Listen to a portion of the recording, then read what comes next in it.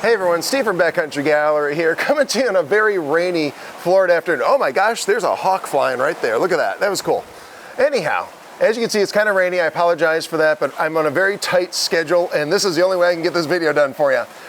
Today we're going to talk about the Nikon 4.1 firmware. I was fortunate enough to be down here when Nikon asked if I wanted to test it, so their rep came down and they brought a camera that had 4.1 on it and let me take it for a field test for about 24 hours. And I'm going to kind of convey what I've discovered so far with you. But before we do that, I want to let you know that the firmware I had was technically pre-release firmware. However, it was just a few days before you're seeing this video. So I don't think that there's probably a very significant difference, if any, between the test firmware that I had on the test camera versus what we're going to download to our own personal cameras. So with all that in mind though, keep in mind this is very preliminary. I had like 24 hours to look at this software, and subjects here are varied but still limited. I had a lot of long neck birds I could play with. I had some gulls, some terns, some sanderlings, things like that, but I did not have like the whole scope of birds. So what you're hearing here is very preliminary, but I reserve the right to change my mind about some of this stuff. But still, I think the information here is going to be pretty solid. Oh, and as a quick side note, I will be updating the Z8, Z9 to include the bird subject detection option. And when I do that, I will have all the information you're gonna have in this video, plus probably lots more, because I'll have had more time to really test it out in the field and play with it a little bit more. So make sure, if you don't already have that guide, grab it. It's not gonna just be about subject detection. That guide's gonna tell you everything you need to know about the Z8 and the Z9 to use them for wildlife photography. So anyhow, with that in mind, let's start taking a look at this. Now, the first thing you'll notice when you install this firmware, if you go to the subject detection menu, you'll discover there are two new options. One for airplanes, which as wildlife photographers, not something maybe that's in my wheelhouse anyhow. It might be in yours, and if it is, there it is. But the one I want to talk about is the birds one, because that's the one that is going to have everybody very, very interested in this firmware update. So all you have to do to use this is just go down, select birds, and you're in bird mode. So pretty easy. Now, the first thing you're probably wondering is, what about animal mode, right? Is that strictly for mammals now, or can I do birds and mammals? And the answer is that you can do birds and mammals. The animals option works exactly like it always has. Okay, so it could do birds, it could do mammals. The birds option, think of it as everything the animals option can do with birds, but then one notch higher. So it is a little stickier and it gives you a little bit better performance. Although there are times, and we'll talk about this a little bit in the video, where I found that animals is actually still better for the bird than the bird option. And again, I'll give you those specific situations soon. Overall though, I am finding that the birds option is kind of my go-to if I know I'm going to be photographing birds. Now, if I don't know what I'm going to photograph, I'll just leave it on animals and then switch as needed. But if I know I'm out there shooting birds, I'm going to put it on bird mode and then kind of see how it goes from there. What I found with this is that it's very sticky. It seems like the autofocus is a little bit more aggressive than what we have in animals as far as trying to find the bird and trying to stay with the bird, which is very important. So take a look at this little sanderling. He's just jackhammering the sand looking for lunch here, and just watch how it sticks on that eye.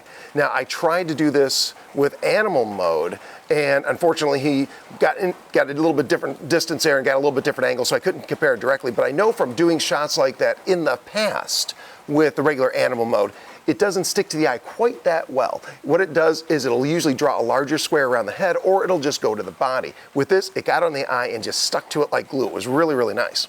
Also, take this great blue heron. Now, he's looking straight at the camera. Now, that's always a challenge for subject detection software. Sometimes we'll get on the beak or a little bit before the eyes, but I found that this does a really good job at staying on the eyes, and it does a good job recognizing that it is a bird staring at the camera.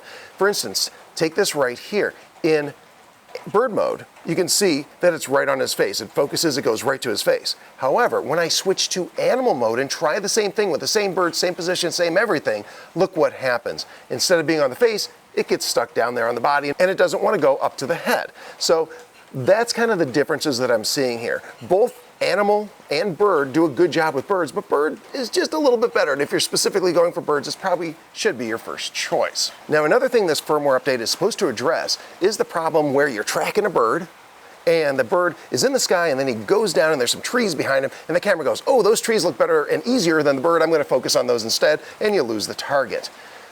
Now, the problem with evaluating this is it's very, very, very difficult. Everybody has different skill levels. Birds are flying at different speeds. We have different lighting conditions, different distances. There's all these variables. So it's very, very hard to compare from one to the next unless you can just do two cameras side by side. And actually, my wife and I happen to be able to do that. And here's what happened. She was using the Z8 with a 180 to 600, and I'm using the Z9 with the 600 f4, and we're both after the same bird. Now, again, my wife and I are going to have a little bit varying abilities, but in this case, at least we were at the same focal length, same bird, all that. And what happened was the Z8 dropped the bird and went to the background. The Z9 with the new firmware stayed on the bird, no problem at all. In fact, it kept kind of going for the eye. Now, I know what you're wondering, what about like just general bird in flight? How's it doing? As far as I can tell, it is an improvement. It does seem like it's favoring the eye and face area a little bit more than it used to. And this includes long-necked birds, and that's something I've complained about in the past. It seemed like before, whenever I was doing a long-necked bird, invariably subject detection wanted to grab the body and it kind of ignored the face and eye. I'm seeing it go to the face and eye a lot more than I used to, or at least it seems that way. Again, there's a lot of variables involved, but overall it does seem like it's doing a better job getting to that face and eye. Now, another question I'm sure you have that I cannot answer at this time is how does it compare to something like the Sony A1 or the Canon R5 series or whatever? Again, keep in mind, had 24 hours with this, very limited time to evaluate it, very limited time to test it. So I don't know. My gut feeling is that this is definitely an improvement for the most part. There are some disadvantages we're going to talk about in a moment, but my gut feeling is that yes, this is an improvement, and I think it's at least on par with those other cameras. But again, I would like to test them side by side to really get a better idea. So I don't know the answer to that for sure at this time. So there's that. Now, what about the disadvantages? Unfortunately, there are a couple of hiccups I've detected with the software.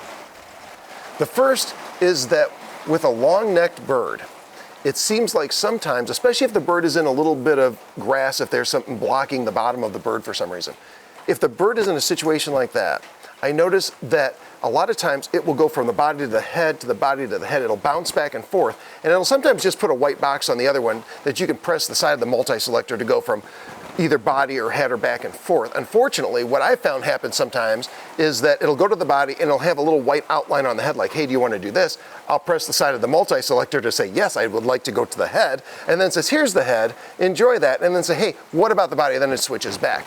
So it can get a little aggravating at times, and in those instances, sometimes I find it's actually better to go back to the standard animal mode because it tends to go to the head and just stay there and not try to flip-flop between the two, as you see in this little clip right here. So you do have to use this with caution, and if you do see it doing something weird like that, try switching back to normal animal mode and see if it improves. Now, I haven't seen this as much with other birds. I've seen it with long-necked birds, and again, I'm here in Florida, and I'm shooting wading birds, so I have a lot of long-necked birds. So it seems like it happens a lot for me, but when I was trying it with gulls and sanderlings, things like that, I didn't really see it at all. So your mileage may vary, but just something to keep a lookout for.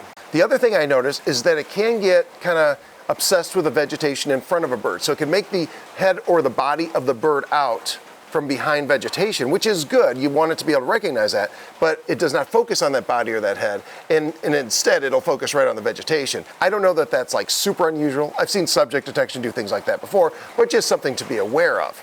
So to kind of wrap this up, so if you're out shooting and you're just looking for general wildlife, mammals, birds, whatever, I would leave it on animal and just kind of walk around and do that because animal works pretty well. And animal also works well if this is acting a little bit weird. Now, maybe the finalized version won't do what I described, but we'll see.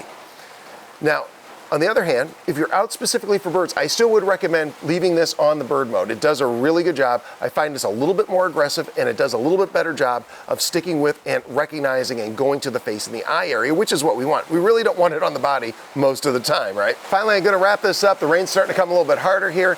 But again, please remember, this is all very preliminary information, and I may change my advice down the road. Make sure you grab the Z8, Z9 book if you're a Z9 shooter or Z8 shooter for that matter. All the updates and all of my finalized findings with this will be in that book. This is just kind of my initial results, but overall, I think this is a really nice firmware update for any Z9 user, and I highly recommend you do it. Load it up, give it a try, and you know what? Post in the comments, let me know what your results are, and thank you so much for watching. Have a great day.